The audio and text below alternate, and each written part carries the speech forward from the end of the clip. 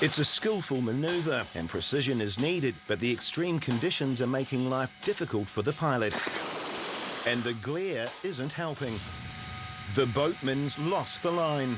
In Whangarei, a Northland Electricity Rescue Helicopter team are responding to an emergency call-out from a fishing boat near Three Kings Island. We are airborne and heading north.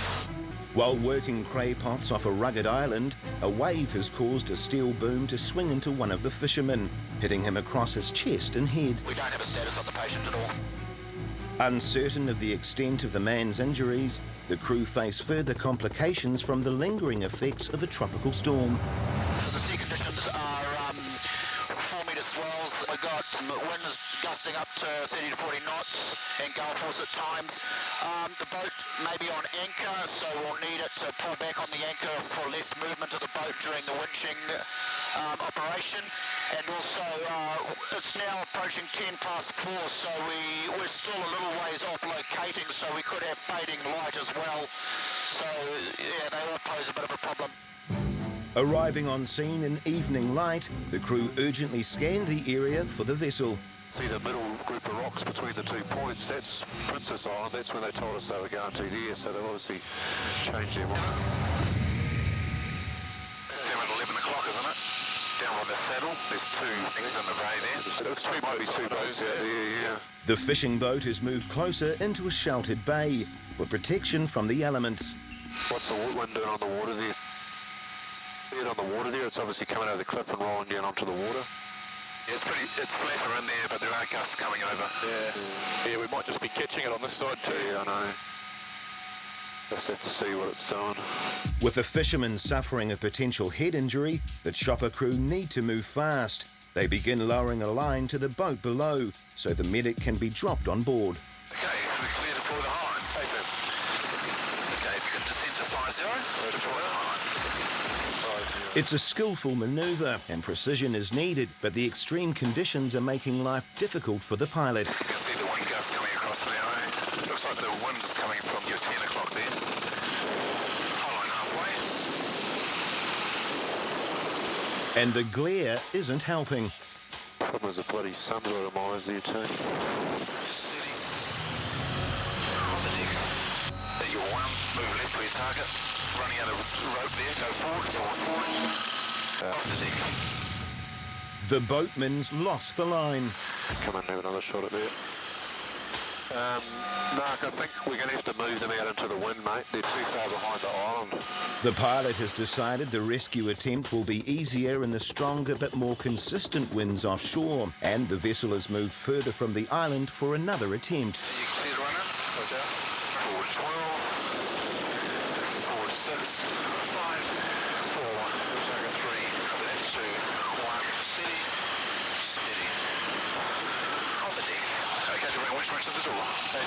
The plan has worked. Paramedic Scott can now begin his descent to the injured man below. At the doorway. Cover that. The boatman must keep the line tight, but it's challenging in the rolling swells. So we'll try and get it pretty much to halfway. The pilot's experience keeps the medic from swinging into the boat. And height's good. Steady. Steady. Steady. On the deck. The boatman points Scott towards the injured man. He is barely conscious and struggling to speak. Hey, buddy! Let's do it! Are you in much pain? Head injuries can be life-threatening. Patients can quickly deteriorate and slip into a coma. I'll just get a collar on him. Sorry, mate. The fisherman needs urgent medical care and is transferred into the winch harness. Go ahead. Yeah, out to the middle, eh? How much pain you in? Worse now, sorry. The lift is a struggle for the fisherman. He's in a lot of pain. Halfway. He could black out. Just reducing the swing. Approaching the door. In the doorway. And bring him inside. Finally, they have the fisherman on board. Just need you in the seat here.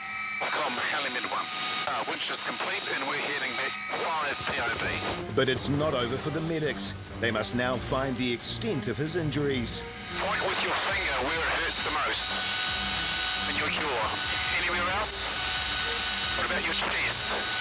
It's got a bit of abrasion to the frontal right head. Okay. He has head and chest injuries, a possible broken jaw, and is in severe pain, which the medics need to stabilise. I'll just write some morphine. Right. Morphine sulfate 10 milligrams of 1 mil expiry 2014. You able to talk to us? Daniel? No, he's struggling to talk with that brace on. Is that really hurting your jaw, that neck brace? No? Is your neck sore at the moment? Yeah, okay. The morphine is having a minimal effect. Scott decides to administer stronger pain relief. All right. In the bottom pocket of that bag is our dextrose. Okay, ketamine, thank you. While an effective medication, it can cause the patient to hallucinate. Daniel, I'm going to give you some medication that might make you feel a bit funny in the head. Okay, just put yourself in a reasonably good spot and it'll give you not too bad of dreams, okay? Move your arm there, buddy. Heavy thoughts. 20 minutes later, the injured fisherman seems to have settled. How you doing there, Daniel? How you doing, mate? Alrighty. Probably about 10 minutes out. Thank you. The crew soon have Daniel safely at Whangarei Base Hospital, where he made a full recovery. 2 weeks later, he was back at work clearing cray pots.